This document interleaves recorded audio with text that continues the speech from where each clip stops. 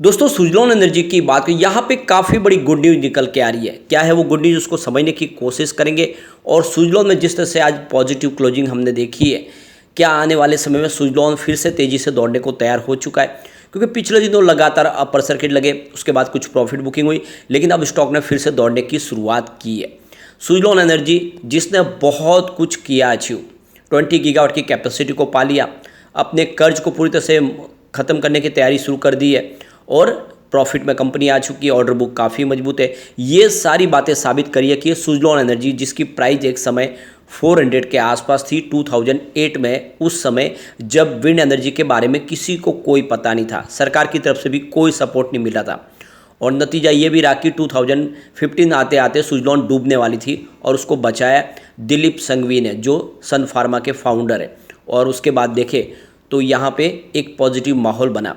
लेकिन अब आप देख सकते हो कि पूरा सिनेरियो चेंज हो चुका है। सरकार की तरफ से इस सेक्टर को पूरा सपोर्ट मिल रहा है और अभी आने वाले समय कुछ और बड़ी सरकार की फैसले की वजह से गुड न्यूज आ सकते हैं। इन सारी बातों के बीच में क्या सुजलॉन पुरानी हाई को तोड़ के क्या नई हाई बना सकता है, ये 4 डिजिट में जा सकता है?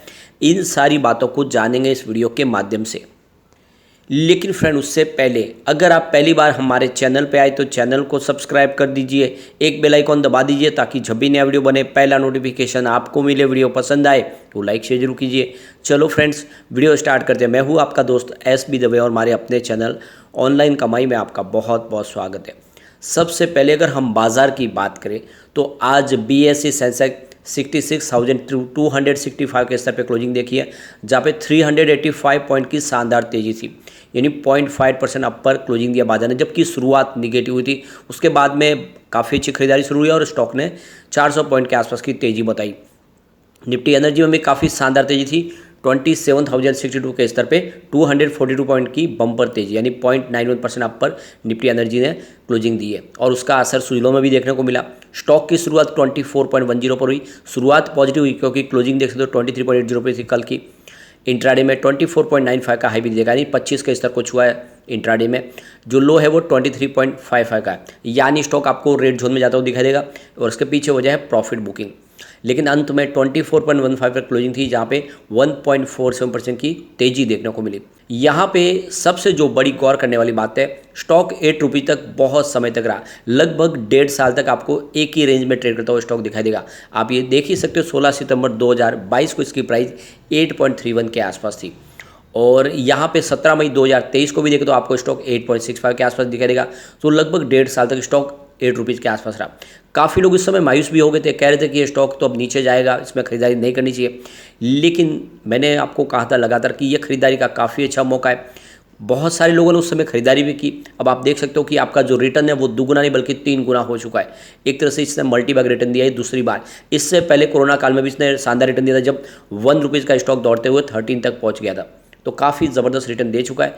और ये सुजलॉन एनर्जी का जो स्टॉक है, इसको मैं अब से नहीं पहचानता हूँ, तब से जब इसकी शुरुआत हुई थी, यानी ये 2008 के पहले की बात है, जब ये स्टॉक आप देखें तो बहुत ऊपर तक था। और ऐसे में अगर आप देखें तो ये आने वाले समय में उस लेवल तक जा सकता है। इसकी परफॉर्मेंस देखें तो 31 अगस्त को स्टॉक 24.55 के आसपास था, 5% का लोअर सर्किट लगा था।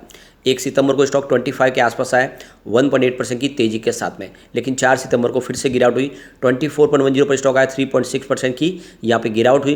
5 सितंबर को स्टॉक 23.60 के आसपास आ गया, 2.1% की गिरावट के साथ में। तो लगातार प्रॉफिट बुकिंग के बाद आनी तो थी ही क्योंकि तेज़ी काफ़ी बनी थी। लेकिन 6 सितंबर को यानी कल देखें तो 23.80 के आसपास क्लोजिंग थी, 0.8% की तेज़ी बनी और आज भी लगभग 1.5% की तेज़ी बनी। तो जो प्रॉफिट बुक होनी थी वो हो चुकी है, नई तेज़ी के लिए स्टॉक तैयार हो चुका है। आप देख सकते हो स्टॉक ने पिछले 3 महीनों में ही लोगों के पैसे को डबल किया है और इसके पीछे वजह इनकी ऑर्डर बुक और बैलेंस शीट इनकी जो काफ़ी ज़्यादा एकदम नीट एंड क्लीन हो चुकी है। 5 जून 2023 को सुजलॉन की प्राइस 1.40 के आसपास थी, जो देख सकते हो 1 सितंबर 2023 को 25 के आसपास। तो काफ़ी शानदार रिटर्न दिया पिछले 3 महीनों में, लगभग 120% का ज़बरदस्त रिटर्न दिया स्टॉक ने। और 6 मंथ की बात तो 194% का ज़बरदस्त रिटर्न दिया है, यानी आप देखें तो पैसे डबल नहीं बल्कि 3 गुना हुए। और पिछले 1 साल का ही इस साल का रिटर्न देखें तो 136% के आसपास है। तो काफ़ी ज़्यादा रिटर्न दिया, अच्छा रिटर्न दिया स्टॉक ने। GM फाइनेंशियल सर्विस ने इसमें खरीदारी की सलाह दी, उन्होंने इसका 30 का टारगेट दिया और जैसे कि कंपनी ने अपने कर्ज को काफ़ी कम किया, उसका असर देखने को मिलेगा। अब जैसे कि आप देख सकते हो कि कंपनी ने इस बार काफ़ी अच्छा प्रॉफिट भी बताया। जो जून क्वार्टर था वो बहुत ही बेहतर रहा था। इस बार 101 करोड़ का प्रॉफिट हुआ है कंपनी को, जबकि पिछले साल सेम क्वार्टर में 66 करोड़ का कंपनी को घाटा था। तो कंपनी देख सकते हो कि लॉस से प्रॉफिट में भी आई है। इसके अलावा कंपनी ने QIP के माध्यम से 2000 करोड़ की फंड रेजिंग की, जिसमें से 1500 करोड़ का जो इस्तेमाल है वो अपने कर्ज को चुकाने में करेंगे। और देख सकते हो कि 15 साल के बाद पहली बार कंपनी डेट फ्री होने जा रही है। और दूसरे जो 500 करोड़ बचेंगे उससे अपने ऑर्डर कंप्लीट करेंगे, क्योंकि बहुत ज़बरदस्त ऑर्डर है, ऑर्डर बुक इनकी मजबूत है। अब पूरे इंडिया के विंड बाज़ार में देखें तो इनकी 33% की हिस्सेदारी है, जो काफ़ी मजबूत है। 20 गीगावाट की कैपेसिटी इन्होंने पा ली है। 3 मेगावाट सीरीज जब से शुरू की है इनको बहुत ज़बरदस्त ऑर्डर मिल रहे हैं, कारोबार तेज़ी से बढ़ रहा है। अब यहाँ पे कि जैसे कि आपको पता होगा सरकार ने PLI स्कीम लाई है विंड एनर्जी सेक्टर के लिए। तो विंड टर्बाइन के निर्माण में इस स्कीम को और आगे एक्सटेंड किया जाए, इसकी यहाँ पे सरकार को दरखास्त की गई है। तो आप देख सकते हो कि जो CEO और MD है अमित कंसल सनेविजन इंडिया के, उनकी तरफ से ये जो सरकार से दरखास्त की गई PLI स्कीम को आगे भी बढ़ाया जाए। जो मैन्युफैक्चरिंग करते हैं विंड टर्बाइन के बनाने के लिए उनको लिए ये बेनिफिट मिलेगा, इससे काफ़ी ज़्यादा जॉब भी क्रिएट होंगे और इस सेक्टर में जो सरकार का टारगेट है वो समय पर पूरा हो सकता है। तो कुल मिला के काफ़ी अच्छी खबर निकल के आ रही है कि PLI स्कीम और इसको आगे बढ़ाया जा सकता है। अभी इसकी जानकारी देखें तो यहाँ पे जो विंड एनर्जी इंडिया 2023 का जो ट्रेड फेयर होने जा रहा है यह होगा देखो चेन्नई में 4 से लेकर 6 अक्टूबर के बीच में, जिसके दौरान सरकार से इसकी डिमांड की जाएगी। तो यहाँ पे सरकार की तरफ से इस सेक्टर को और बेनिफिट दिया जाए। इसकी विंड एनर्जी जो टर्बाइन मैन्युफैक्चरिंग एसोसिएशन है उसकी तरफ से इसकी डिमांड सरकार से रखी जाएगी कि PLI स्कीम को और बढ़ाया जाए। आत्मनिर्भर भारत और मेक इन इंडिया के तहत इस सेक्टर को और सारी पॉजिटिव संभावनाओं के साथ में कुछ बड़े इंसेंटिव दिए जाए। फिलहाल इंडिया की विंड एनर्जी की इंस्टॉल कैपेसिटी 42 गीगावाट की है, जिसको इस करंट ईयर में 5 गीगावाट तक और बढ़ाना है। सरकार ने जो अपना गोल सेट किया उसके हिसाब से 2028 तक 10 गीगावाट की कैपेसिटी पर ईयर के हिसाब से बढ़ाना है।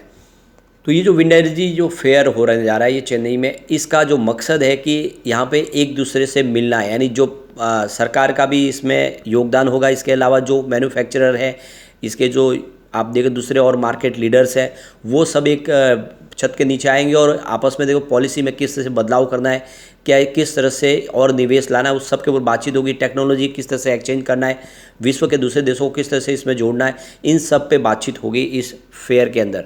तो ये जो ट्रेड फेयर हो रहा है विंड एनर्जी का, इसमें देखें तो सपोर्ट जो मिल रहा है ministry of power, ministry renewable की तरफ से, नीति आयोग की, और दूसरी तरफ गवर्नमेंट ऑफ तमिलनाडु की तरफ से इसको पूरा सपोर्ट मिल रहा है। तो जो विंड एनर्जी के हब है वो सारी जो स्टेट है यहाँ पे इसमें पार्टिसिपेट करेगी, जिसमें कर्नाटका, आंध्र प्रदेश, तेलंगाना, महाराष्ट्र, गुजरात और राजस्थान शामिल है। यहाँ पे जो सबसे बड़ी गुड न्यूज है, विंड एनर्जी का जो फेयर होने जा रहा है चेन्नई में, उसके अंदर UK गवर्नमेंट भी ज्वाइन होने वाली है। वो भी एक पार्टनर के तरीके से आएंगे और वो भी अपने निवेश के बारे में यहाँ पे बातचीत करेंगे। इंडिया में ऑफशोर विंड के अंदर क्या प्रचुर संभावना है उसके बारे में, अपनी तरफ से क्या बेनिफिट वो दे सकते हैं, इंडिया के लिए किस तरह से निवेश ला सकते हैं। तो UK गवर्नमेंट यहाँ पे आने वाली है, उसको पार्टिसिपेट करने वाली है, बहुत बड़ी गुड न्यूज़ है। इसके अलावा डेनमार्क की तरफ से भी पार्टनर के तौर पे यहाँ पे आने वाले, और वो भी अपने विचार रखेंगे कुछ इन्वेस्टमेंट के बारे में, यहाँ पे कुछ संभावना बनेगी। तो जो ग्लोबल विंड एनर्जी काउंसिल की तरफ से यहाँ पे डेनमार्क भी आ रहा है, UK भी आ रहा है, तो ये बहुत बड़ी गुड न्यूज़ है। इस सेक्टर में एक अब संभावना पॉजिटिव बनने लगी है। अब इस मार्केट लीडर के बारे में, और जो इसके जो प्लेयर है विंड एनर्जी के, उसमें सुजलॉन सबसे ऊपर है। इसके अलावा एनीविजन एनर्जी, नॉर्डेक्स, और देख सकते हो सनी रिन्यूएबल एनर्जी, सनेविजन, Inox wind, Jindal steel power, Aditya Birla, ये कंपनियां हैं जो इसके पार्ट बनेंगे, हिस्सेदार जो इसमें अपना हिस्सा लेंगे। तो सुजलॉन इसमें सबसे बड़ी मुख्य भूमिका निभाने वाली कंपनी है। तो कुल मिला के बहुत बड़ी गुड न्यूज़ निकल के आ रही है। तो ये डेट आपको ध्यान रखनी है, जो इस डेट में यहाँ पे कुछ बड़ा धमाका होता हुआ दिखाई देगा।